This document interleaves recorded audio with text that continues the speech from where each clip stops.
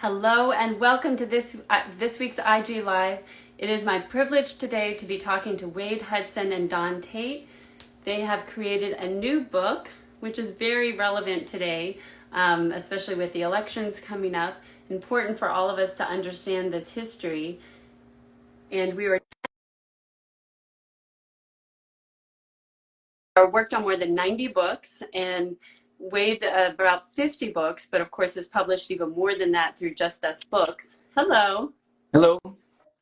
And I was just talking about how wonderful it is to talk to you both and about your new book that's coming out. I know we have, let me see if Wade is on here. Hold on just a minute. And what a pleasure it is to talk to you both. And hello. Hello, I'm on.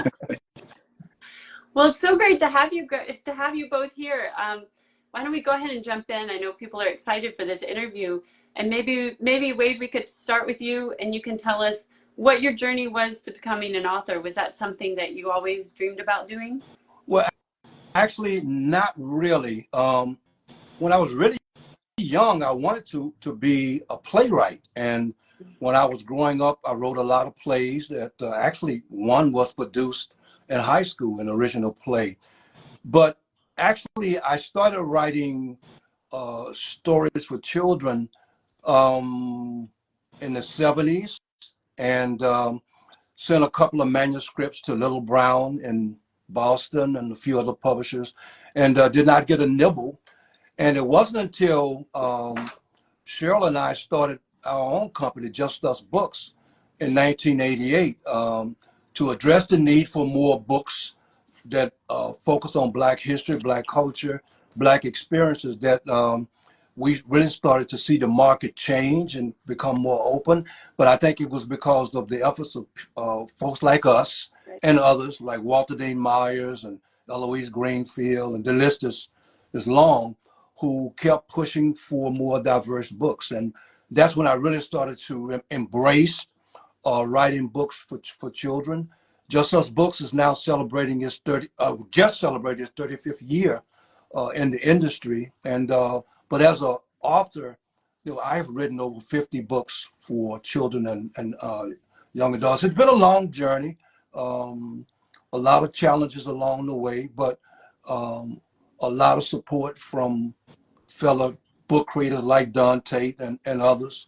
And I think Don would agree with me, there is a really great community of book creators whose members support each other, encourage each other. We lift each other up, and sometimes when during the downtime, we'll call each other to find out how things are going with a word of inspiration and that kind of thing. So it's been a long journey, but a good journey, and I feel that we are in a different place now.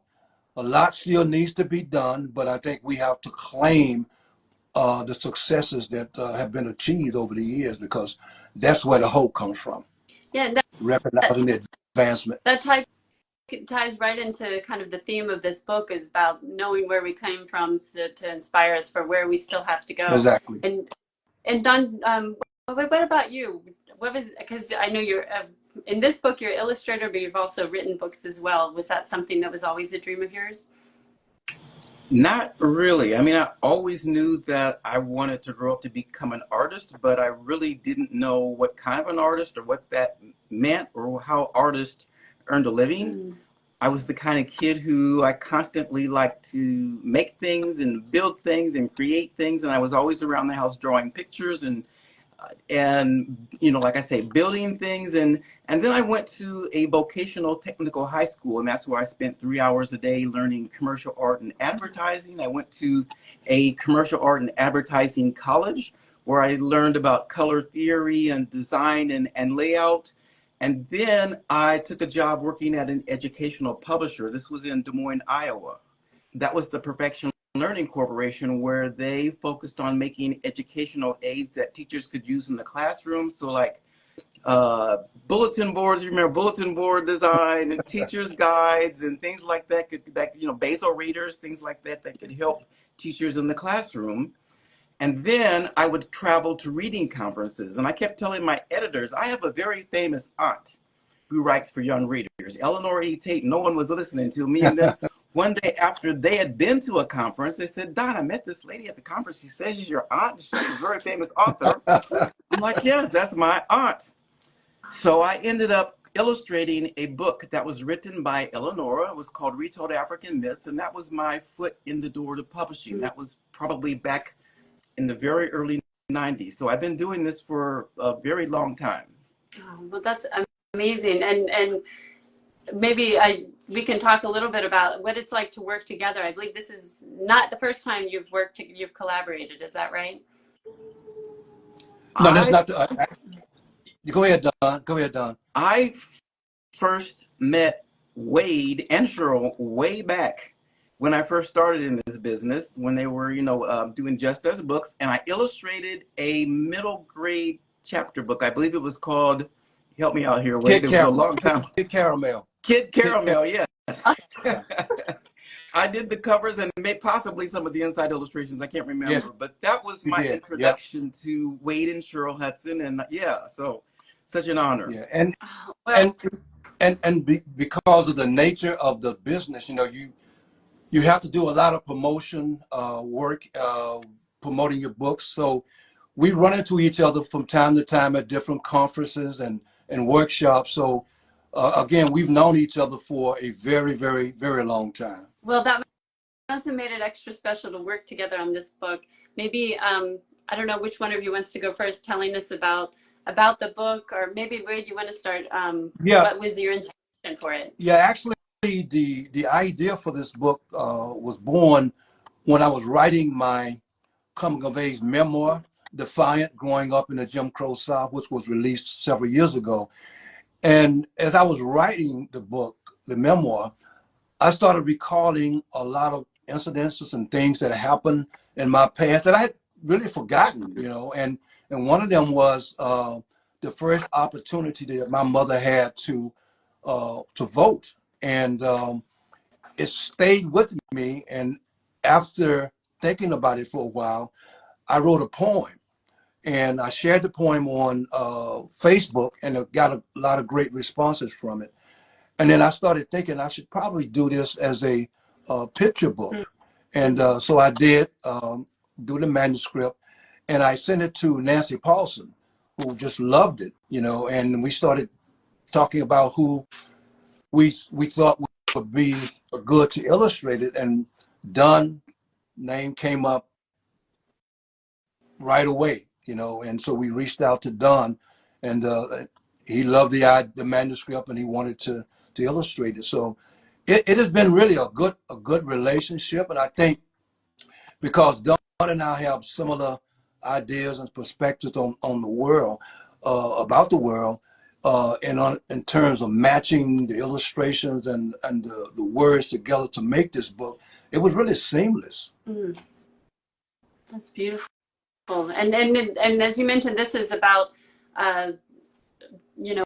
with someone who's voting for the first time. It's set in 1969. Why is it so important for kids to read a book like this and to understand that history? And I think we focus so much on dates and factoids, and I think we all learn better through storytelling. And so I wanted to really tell that story to help youngsters understand the struggle for voting rights, and also what it means to those folks who were able to achieve the right to vote after being denied it so long.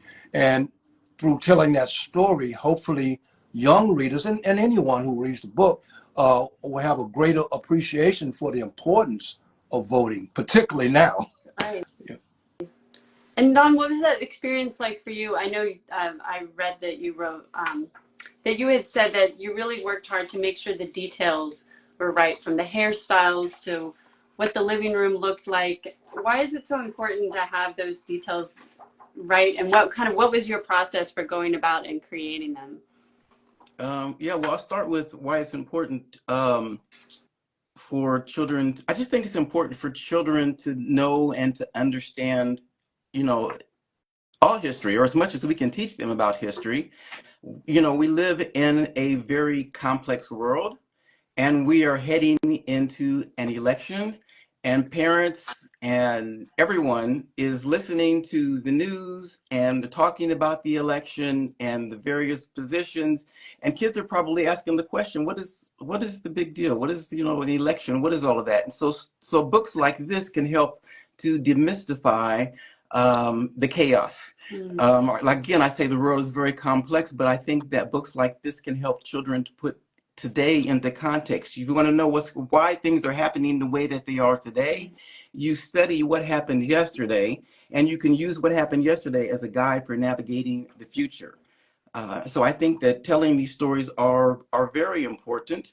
It was important for me to get the details right. I pretty much relied on my own story in creating the visuals. That opening scene where the two boys are looking at Madear as she's coming down, she's going to vote that day. That's my grandmother's foyer. That's my grandmother's wallpaper and her phone with the party line and her Dr. King photo on the wall. Authors and illustrators, we often put our own things into the story and into the visuals, and that makes our stories even more authentic. Yeah. And it was amazing because when I saw the first sketches for the illustrations, and I saw Madear, I said, "Done, God, this is my mother," you know. And I didn't really send him a photograph of her because we don't really have any photographs of her when she was that age.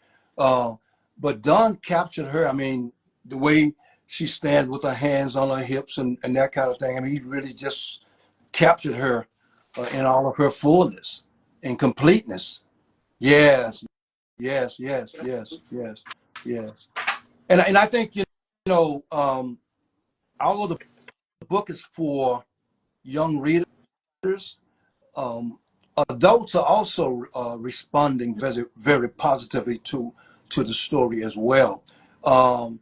Because, you know, oftentimes we forget about the struggle and what had to take place in order to move us forward, you know. And so we end up taking the achievements, the successes that have been made for granted, you know. And I think even voting has been taken for granted because a lot of people don't vote, you know, and because they don't recognize the importance of that civic engagement. But when we did the book launch in East Orange at the library here, there were a lot of adults who made comments about how important it was, and they remembered, many of them, what it was like for their mother or grandmother voting for the first time and sharing that experience. That's beautiful. And as you said, I mean, now that we're heading into an election, and it's funny to think about when you were both working on this book, of course, the election looked very different than it has. I mean, there's been so much change in the past couple of months. What do you want kids to take away, or any reader to take away from this book, especially now in the context of the historic election coming up, but also that voting rights are under attack again? You want to take a shot at it, Don, first?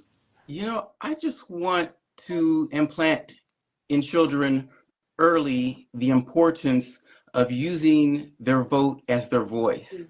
Of course, you know, 6, 7, 8-year-old kids, they're not going to be going out and voting in this election, okay? But what we can do is give them the history of, you know, of voting and African American history, and get them excited about the day that they will be able to cast that vote. We're not trying to tell them who to vote for. Okay, this is not that kind of book, but what we do want to do is we want to get them excited and about participating in the process someday.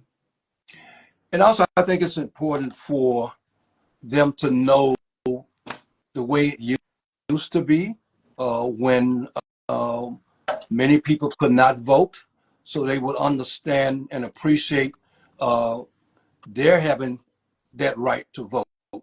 You know, and again, you know, sometimes we take for granted where we are. And in fact, Cheryl and I are working on an anthology called Towards a more perfect union, where we are trying to explain in the anthology how we got to where we are now. Whether you're talking about the civil rights struggle, whether you're talking about the struggle for workers' rights, whether you're talking about the rights for children's rights, the abolitionist movement. There are so many different movements and struggles that had to take place to get us to where we are now, even though we still have so much more to do. But in order to understand and appreciate what has to be done, you have to know what has been done in the past. And I think you can have a greater appreciation, and also understanding that each of us can play a role. As Don said, through voting, we can have our voices heard. We can help make decisions that move the country to a better place, you know, and that's an individual power that we as individuals can control, whether we vote or not vote. We control that. Yeah, and we want to, I think it's important that we raise children who are not only excited about participating in the process, but being informed when they participate in that process. And books like this can help children, you know, be informed about, you know, the history of voting, and not only books, just the act of taking your children to the polls with you when you are voting. I wrote about that in my illustrator's note. One of the things that I remember is very clearly is my mom would always take her four boys to the polls with her to vote. And I was just always so excited to see her participating in that process and casting her vote and running it through the counting machine, and just seeing her, like Madear, beam when she cast her vote. Yeah, exactly. Yeah. Do either of you have a favorite scene in the book? Maybe Wade, if you want to go first. Yeah, I think all of them resonate with me, but I think if I had to select one, it would be after Madear has cast her ballot. I don't know if you can see this. Can you see that? Yeah. And the text actually, I'll read that. When we left the building, there was a bounce in Madear's every step.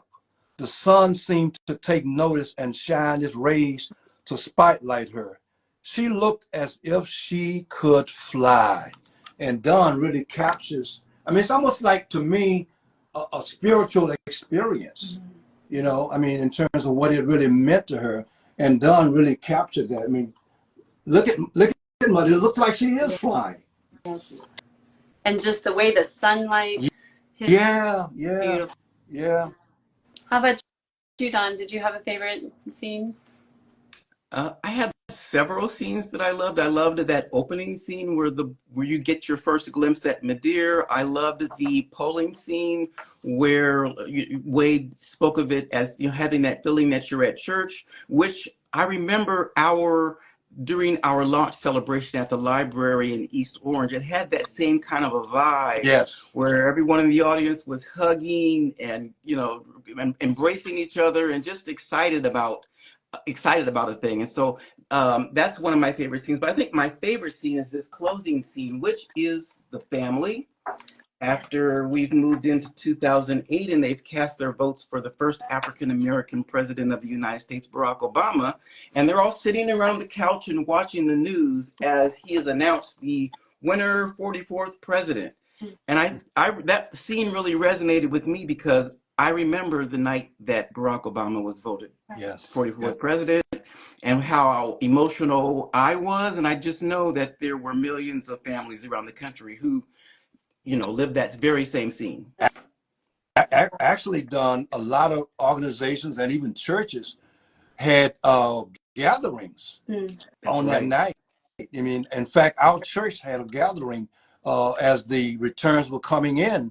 They gathered together, you know, and that happened across the country in many churches, many organizations, and it was, you know, it was a spirit to me. Again, a spiritual kind of happening. Most definitely. Yeah. Well, thank you both for taking the time to talk with us today. I do want to leave a little time for you both to talk about upcoming projects that you have. maybe Wade, if you want to start, whether it's books that you're writing or I know you mentioned Just Us Books just celebrated its 35th anniversary, which is amazing. Yes, yes. Well, actually, I'm working personally on several projects. One is another book that I'm doing with Nancy Paulson Books called Black Boys, We See You. And it spotlights Black boys and to encourage them, inspire them, and let them know that we see them in all of their diversity. That book will be coming out in another year and a half. I think I mentioned earlier the anthology that Cheryl and I are doing called Toward the More Perfect Union. And there was the poems that I wrote in the anthology We Rise, We Resist, We Raise Our Voices that will now be a book. Astro Publishing is going to be releasing that. So working on a lot of different, and I'm excited about a novel that I'm working on. I'm in the midst of writing it now, and it actually takes place in 1967 during the height of what they call the long hot summer, when there were so many rebellions across the country in urban cities. So it focuses on that period. Oh, amazing. Well, we'll definitely share about it in our stories when they come out. How about you, Don? Yeah, I have several books in the works. My next book, I won't have a book that'll come out next year, but the following year I will have like two or three. Wow. One is called A Poem for Dudley Randall, and it's the story of a poet who lived in the 1940s, 1950s, who eventually started his own publishing house called the Broadside Press, and he published poets and artists and authors who were not able to get published in mainstream publishing, and he would publish them on what was called broadsides, almost like if you could think of a pocket poem. You put a poem on a little card, you print it, you can carry that poem in your pocket. So that book will come out with Abrams in 2026. And then I have a book with Charles Bridges that's going to come out, and it's all about encouraging African American kids to learn how to swim. Oh, neat. Yeah. Well, I can't wait to see those. Again, it was such a joy for me to get to talk to you both. Thank you for taking the time to see us today. Thank you. Thank you. Thank you for inviting us. It was such an honor. Good to see you again, Wade, too. Same here, Don. Talk later. All right, and for anybody who's joining us, if you joined us late, this will be up on Instagram in just a few minutes, and later we will have it on our YouTube channel. Thanks, everybody. Thank you. Good afternoon.